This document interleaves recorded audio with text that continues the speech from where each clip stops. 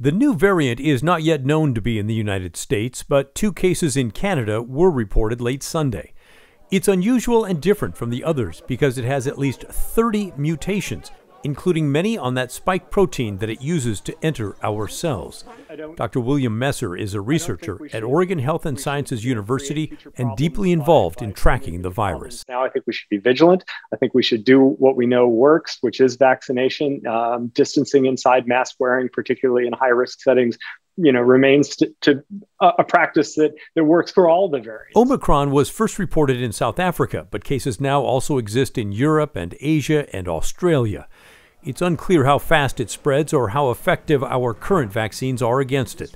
But everyone, from President Biden to Dr. Messer, say those vaccines are still your best bet for protection.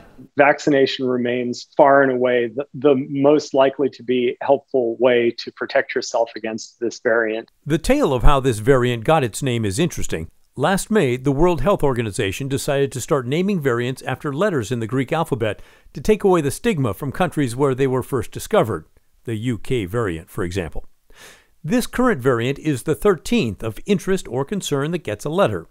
So going down the list, the 13th letter is pronounced new, but the WHO skipped that because it sounds too much like, well, new, as in the first time we've seen it, which they kind of thought was confusing.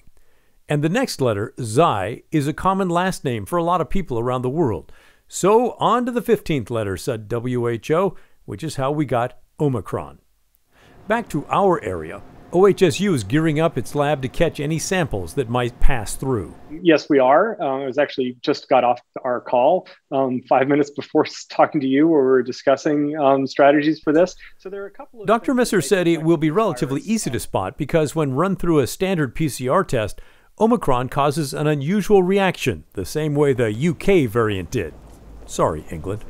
The lab can test about 1,000 samples a week, so if or when Omicron arrives, we should know it relatively quickly.